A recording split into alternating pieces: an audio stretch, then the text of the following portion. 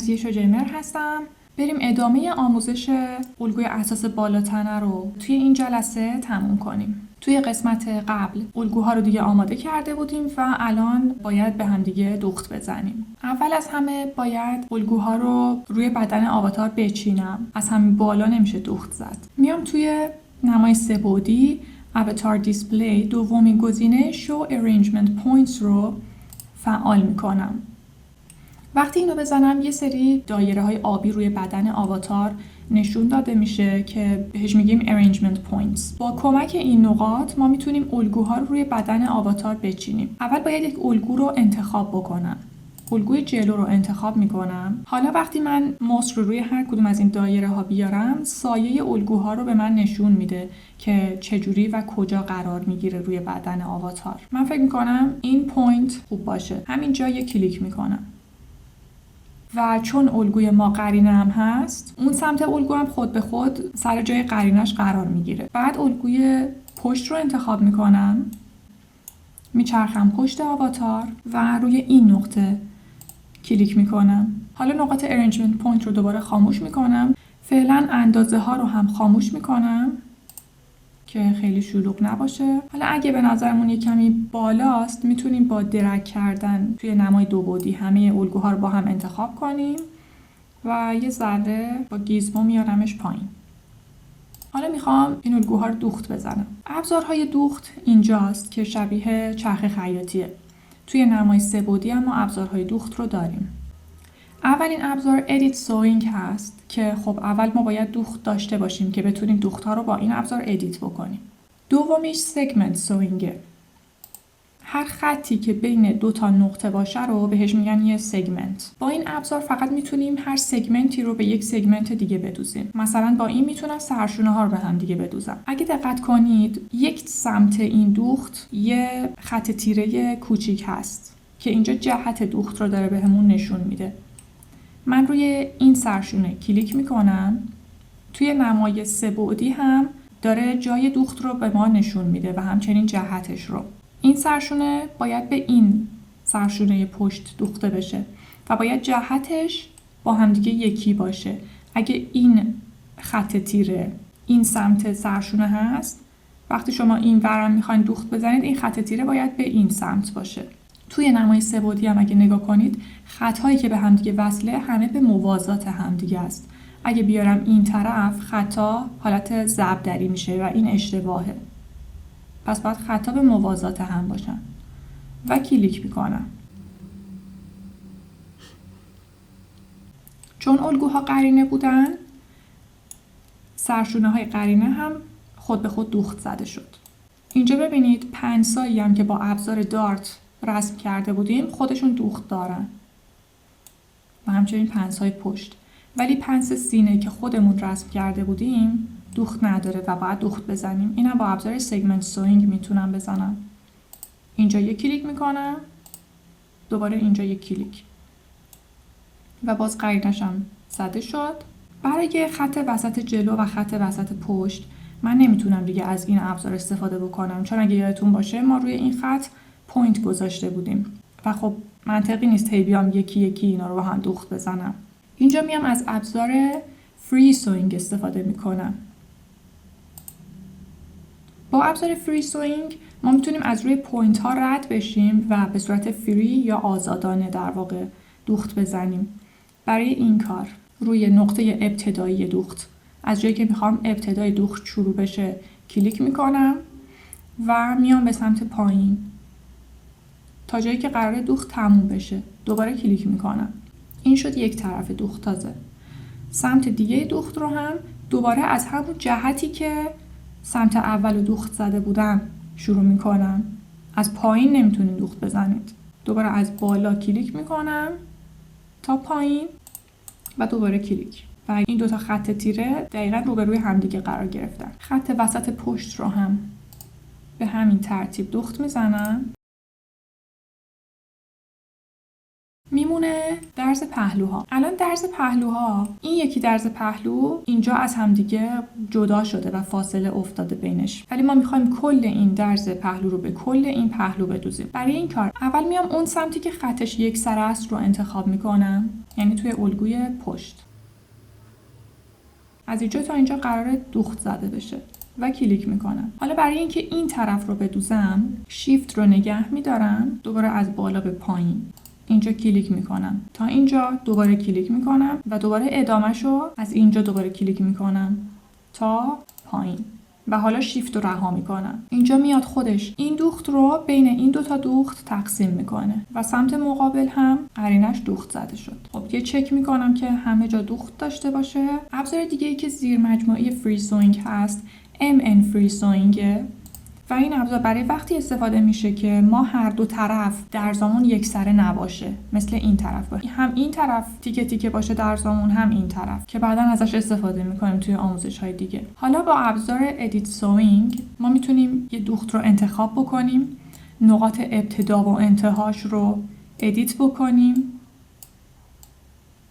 یا اینکه اگه راست کلیک کنیم یه سری گزینه هایی داریم، مثلا میشه دلیت کرد، دلیت سوینگ. اگه دوختی رو برعکس زده باشین، مثلا من اینو دلیت میکنم، از رو صفحه کلیدم میشه دلیت کرد و میام اینو برعکس دوخت میزنم. نیازی نیست که حتما اینو دلیت کنید و دوباره دوخت بزنید. میتونید بیاید با ابزار ادیت سوینگ انتخاب کنید، راست کلیک و ریورس سوینگ رو بزنید، این خودش درست میشه. گزینه های دیگه رو باید در حین آموزش بهتون نشون بدم و فعلا توی این آموزش کاربرد نداره. حالا که دوخت ها رو زدیم میتونم سیمولیت کنم که لباس به تن آواتار دوخته بشه. قبل از اینکه سیمولیت رو بزنم الان نگاه کنید هر چی که اینجا هست در واقع پارچه حساب میشه و من اگه سیمولیت بزنم این مثل پارچه شل میشه و میفته روی زمین. پس باید این رو بیام فریزش بکنم که سیمولیت روش تأثیری نداشته باشه. روش راست کلیک میکنم و گزینه فریز رو میزنم.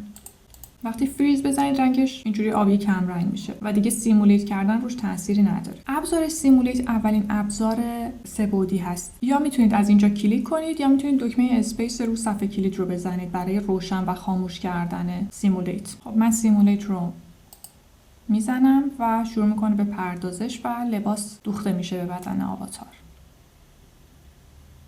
سیمولیت رو تا وقتی که من خاموش نکنم خودش خود به خود خاموش نمیشه. پس شما خودتون باید خاموشش بکنید. وقتی که دیدین لباس دوخته شده دیگه میتونید سیمولیت رو خاموش کنید. قبل از اینکه برم برای ادیت کردن الگو، تنظیمات دیسپلی پارچه تو نمای سه‌بعدی رو باید توضیح بدم. گزینه پایین اواتار دیسپلی تنظیمات دیسپلی پارچه هست. الان روی حالت thick textured surface هست. یعنی که پارچه رو با ضخامت نشون میده و اگه تکسچر داشته باشه تکسچر رو هم روی پارچه توی نمای سه‌بعدی به من نشون میده. من میام اینجا توی آبجکت بروزر روی فابریک کلیک میکنم تا تنظیماتش اینجا باز بشه و توی قسمت بیسیک پارامترز توی تکسچر براش یه تکسچر انتخاب میکنم، مثلا یه تکسچر گلگلی که قشنگ دیده بشه. حالا گفتیم که این روی thick textured surface، یعنی اگه تکسچر داشته باشه تکسچر رو روی پارچه نشون میده، پارچه رو هم با ضخامت نشون میده به من. یه ضخامتی هم بدم به پارچه ها که باز مشخص تر باشه. همه رو با هم انتخاب میکنم. توی قسمت simulation properties add thickness rendering اینجا برای ضخامت خود پارچه هست. مثلا یه ضخامت نیم بهش میدم. اگه بذارمش روی textured surface دیگه پارچه رو با ضخامت نشون نمیده و پشت و روی پارچه با هم دیگه فرق میکنه. پشت پارچه تیره تر از روی پارچه است. اگه من اینو بگیرم یه کمی تکونش بدم و از انتخاب خارج کنم، ببینید پشت پارچه تیره تر از روی پارچه است و ضخامت هم نداره. روی ثیک باشه پشت و روی پارچه یکیه و پارچه ضخامت داره. روی مونوکروم سرفیس باشه دیگه تکسچر رو نشون نمیده روی پارچه. حتی اینجا اگه تکسچر داشته باشیم توی نمای سه‌بعدی تکسچر نداریم و پشت و روی پارچه با هم فرق میکنه. روی حالت translucent surface که باشه یه حالت نیمه شفاف پیدا میکنه و ما میتونیم بدن آواتار رو از زیرش ببینیم. روی مش اگه باشه، من دوباره سیمولیت کنم. مش بندی پارچه چیه؟ سطح پارچه ها توی نمای سه‌بعدی با یه سری خطوط و نقاط به هم دیگه وصل شدن که بهش میگن مش، که اینجا داره مش بندی پارچه رو بهمون نشون میده.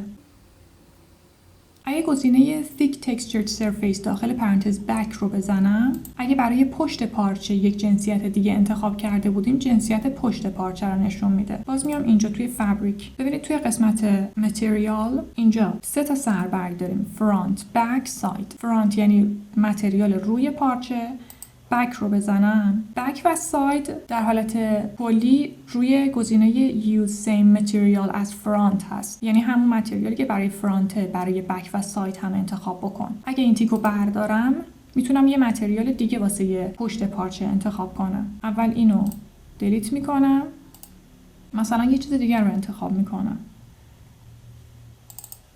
این الان شد متریال پشت پارچه. حالا داره پشت پارچه رو به من نشون میده. اینو بزنم روی پارچه است و اینجا هم فرق میکنه با هم. و اگه روی Random Color Surface باشه، هر برشی از لباس رو با یک رنگ نشون میده. این برای مواقعی که لباسمون یه عالم برش و تیکه تیکه های زیادی داره خیلی خوبه. این تنظیمات فابریک رو من دوباره بعداً با جزئیات بیشتر آموزش میدم. الان فقط برای اینکه میخواستم تنظیمات دیسپلی پارچه رو توضیح بدم اینا رو گفتم، چون که الان میخوام از حالت Translucent Surface استفاده بکنم. چون میخواستم از این حالت استفاده کنم، گفتم که همه این گزینه ها رو توضیح بدم. اگه دقت کنید بین لباس و بدن آواتار خیلی فاصله زیادی هست و لباس انگار که تو هوا ایستاده. روی بدن آواتار کلیک میکنم و توی قسمت Surface Skin Offset که الان روی 3 هست میذارمش روی 1 و اینتر رو میزنم. برای اینکه این تغییر اعمال بشه باید سیمولیت کنم. حالا فاصلش کمتر شد.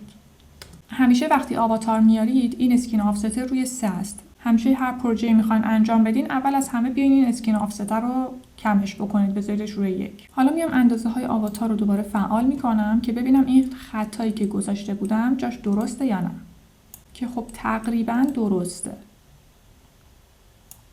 برای اینکه عیب و ایرادای الگو بهتر مشخص بشه، توی این قسمت که گفتم مشبندی پارچه رو نشون میده،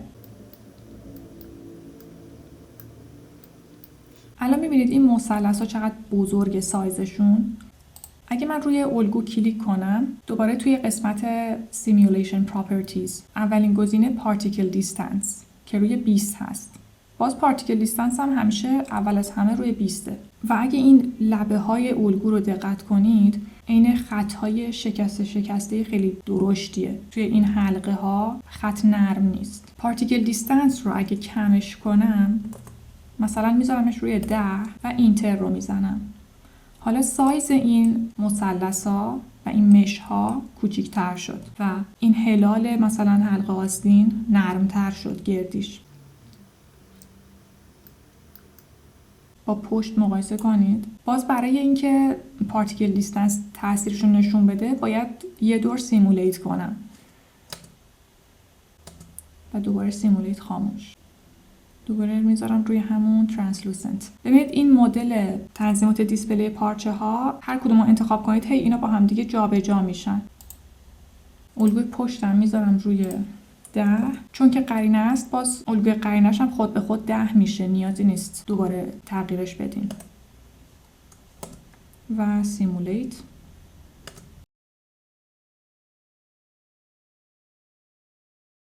خب اینجا رو که ببینیم الان خط سرشونه خوبه، ولی یکم از این طرف از گوشه گردن یکم زیاد رفته داخل، از این طرف هم باز کمه. پس میام از این ور یه ذره کم میکنم. اینجا توی ادیت کردن الگو یه ذره کم کنید. یه دفعه مثلا 1 سانت کم نکنید. راست کلیک میکنم و هر دفعه بهش عدد مشخص میدم. مثلا اینجا به نظر من 25 صدم کافیه.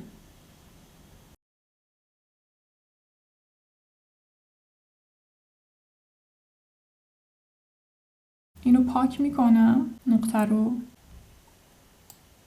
و با ابزار Edit Curvature دوباره منحنیشو درست میکنم.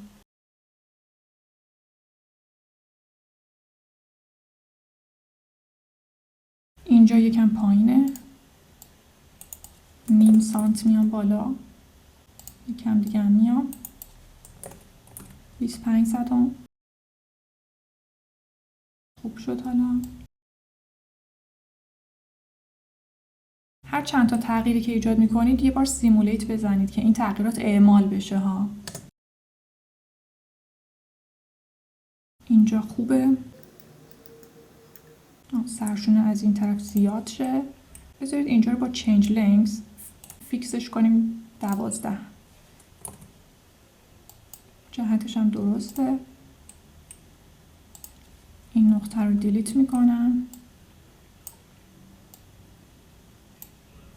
دوباره منحنی.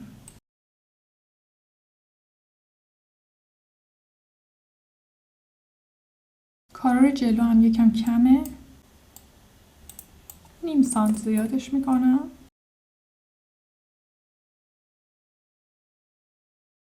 دوباره سیمولیت. یک کمی هم پایینه. برای اینکه بیارمش بالا درگ میکنم و کل این خط رو انتخاب میکنم. وقتی کل این خط انتخاب بشه اون نقطه های زیرش هم انتخاب میشه و کلیک میکنم روش، میارم به سمت بالا. میتونم شیفت رو نگه دارم که کج نشه. راست کلیک میکنم و نیم سانت به نظرم زیاده، چون که از خط وسط جلو که نگاه کنیم خیلی پایین نیست. به نظرم 35 صدم بس باشه. آره. من با دکمه اسپیس مدام سیمولیت رو روشن خاموش میکنم. حلقه آستین پشت، کارار پشت رو نگاه کنیم. این هم یه ذره پایینه.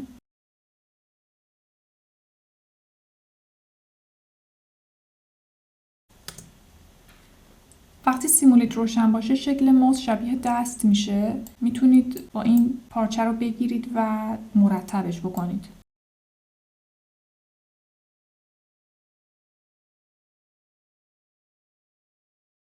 پهنای کارار پشت توی لباس به نظر من خوبه. اینجا دیگه زیاده روی بدن آواتار.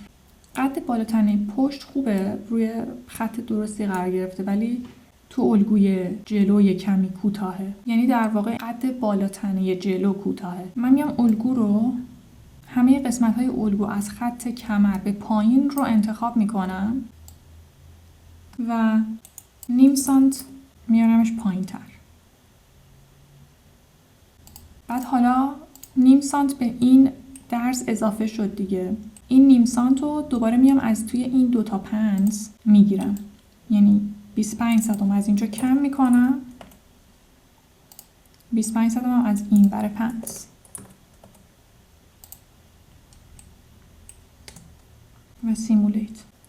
پارچه رو میذارم روی دیک تکسچرد. نوک پنسای پشت یکم پایینه و اینجاها اضافه داره. میتونم نوک این پنسا رو بیارم بالا، شیفت رو نگه میدارم، 3 سانت میارمش بالا. میبینید حالا که پارتیکل دیستنس رو کم کردم، این چروکا و این چروکای پارچه بیشتر داره دیده میشه. از عمق پنس پشتم میتونم بیشتر بگیرم که این چروکا برطرف بشه.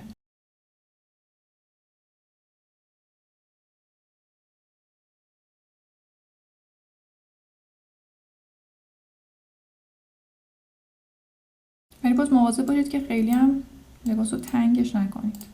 در همین حد کافیه. یکم دیگه نوک این پنسا رو میبرم بالا، 1 سانت. برای جابجا کردن شما از روی صفحه کلید از این کلیدای بالا و پایین و چپ و راست هم میتونید استفاده بکنید و هر بار زدن این کلیدها به اندازه 1 سانت جابجا میکنه. مثلا به سمت راست بزنم 1 سانت به سمت راست میره، دوباره 1 سانت به سمت چپ. بهتر شد. الان پشتش دیگه خوبه، تنگترش نکنید. این نوک پنسای کمر تو الگوی جلو اینجا هم باز کمی برجستگی داره. اینم میتونم 1 سانت بیارمش پایین که بیشتر گرفته بشه. اینجا با اینکه خط سینه روی این خط نیفتاده ولی جای نوک پنس خوبه. از نیمرخ که نگاه کنیم این نقطه برجسته ترین قسمت سینه است و به نظر من جاش خوبه، نیازی نیست تغییرش بدیم. فقط اینجا این دوتا خط پنس با هم دیگه مساوی نیستن. این 10 و 29 این 10 و 500 اینا باید با هم یکی باشه. من میام اینم تبدیلش میکنم به 10 و 500 10 و 1 دیگه اصلا.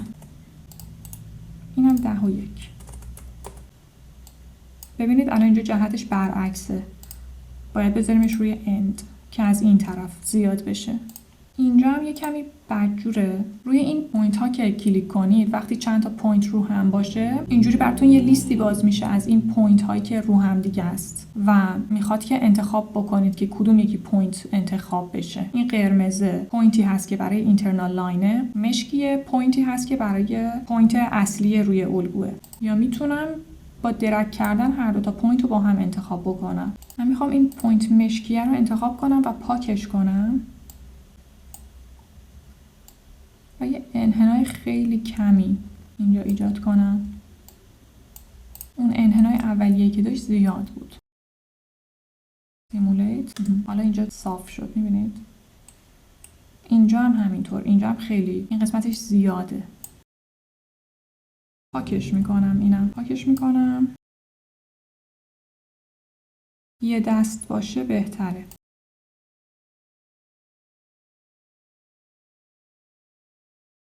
تو این قسمت خط باسن هم یه مقداری اضافه اومده انگار. اینجا هم باید درست بشه. این نقطه رو یه کمی میارمش اینورتر. یه ابزاری هست زیر مجموعه ابزار ادیت پترن، ابزار اسموث کرو.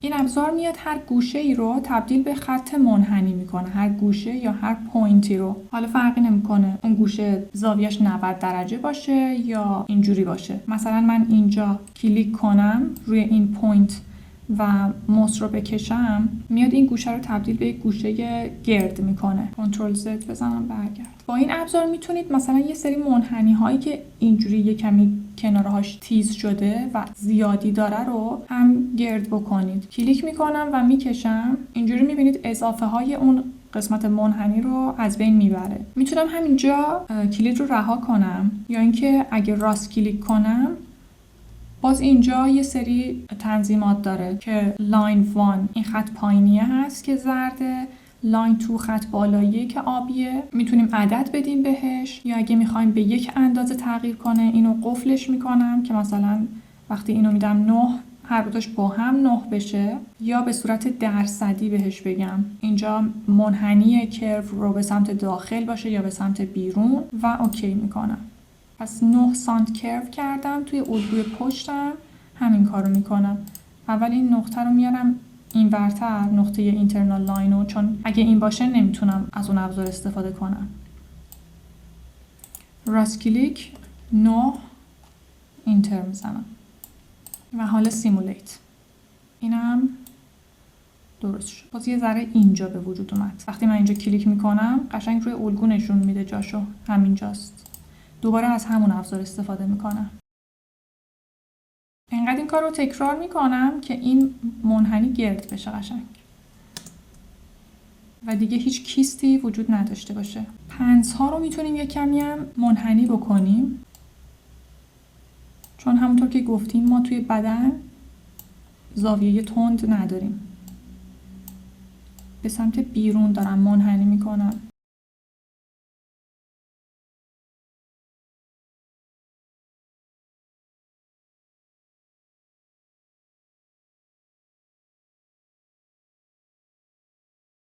این قسمت پایین پنس که قراره روی باسن قرار بگیره رو به سمت داخل میارم یکم.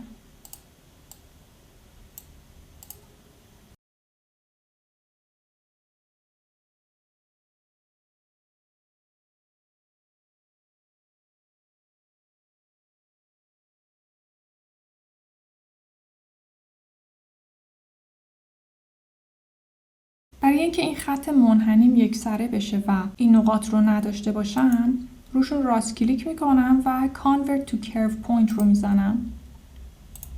اینجا در عین حال که خط منحنی رو نگه میداره، نقطه رو واسه من از بین میبره.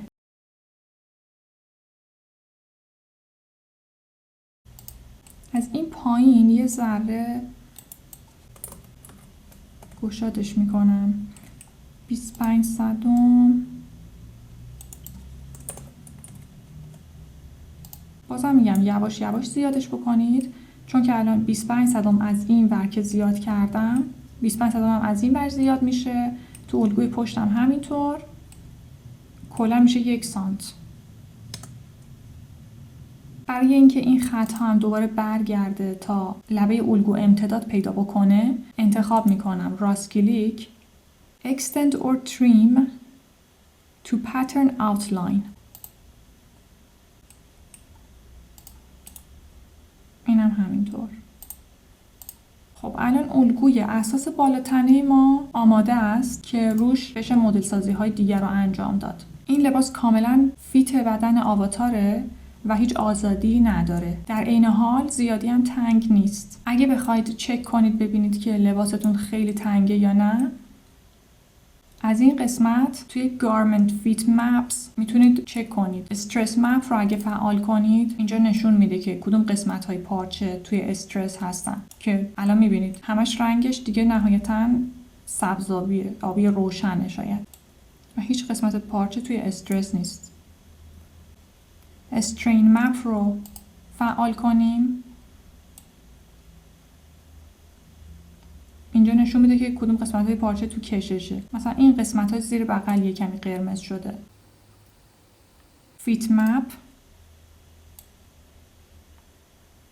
اگه نقطه زرد باشه، اگه قسمت های زرد یعنی تایت یعنی تنگ لباس، اگه قرمز بود can't wear یعنی اصلا نمیشه پوشیدش لباس رو اینقدر که تنگه. ولی الان ما هیچ نقطه زرد یا قرمزی نداریم. Show Pressure Points هم فقط نقاطی که با بدن آواتار در تماس رو داره نشون میده. ما پارتیکل دیستنس رو تا 5 هم میتونیم پایین بیاریم. میتونم انتخاب کنم و پارتیکل دیستنس روی 5 بذارمش. برای لباس‌های معمولی تا 5 دیگه اوکیه. از 5 پایین‌تر نذارینش، چون هم سیستمتون رو هم سرعت سیمولیت کردن رو کند میکنه و هم اصلا نیازی نیست. هر بار که پارتیکل دیستنس رو تغییر میدین باید سیمولیت کنید. و باز میبینید که پارچه حالت نرمتری داره، چروک‌ها نرمتر و واضح‌تر شده. اگه اینجاها متوجه یک سری خطوطی شدین، اینا خطوط مشبندی بدن آواتار هست. رد مشای بدن آواتاره. توی این قسمت دیسپلی تکسچر بدن آواتار رو داره نشون میده. روی تکسچرد سرفیس اگه باشه که خب در حال حاضر همینه، پوست بدن آواتار رو نشون میده. روی مونوکروم اگه باشه بدون رنگ نشون میده آواتار رو. و اگه روی مش باشه مشبندی بدن آواتار رو نشون میده. بدن آواتار هم مثل پارچه ها مش داره و این خطا رد همین مش هاست. وقتی پارتیکل دیستنس زیاد بود این جزئیات انقدر دیده نمیشد. خب من کنترل S رو میزنم که پروژم سیو بشه روی همون ادامه قبلی و من همه آموزش های بعدی رو از روی همین اساس بالاتنه شروع میکنم به مدل سازی کردن. پس شما هم حتما این الگوی اساس بالاتنه رو برای آواتار خودتون حتما رسم بکنید که تو پروژه های بعدی ازش استفاده میشه. آموزش بعدی الگوی اساس آستین خواهد بود. برای همین الگو روی همین الگو انجامش میدم. پس حتما تا قسمت بعدی الگوی اساس بالاتنه رو واسه آواتارتون رسم کنید و آماده داشته باشید. امیدوارم که این آموزش براتون مفید بوده باشه و از این به بعد الگوهای اصولی تری رسم بکنید. اگه سوالی داشتین از این قسمت کامنت بذارین. خوشحال میشم که لایک کنید و چنل رو سابسکرایب کنید. تا آموزش بعدی.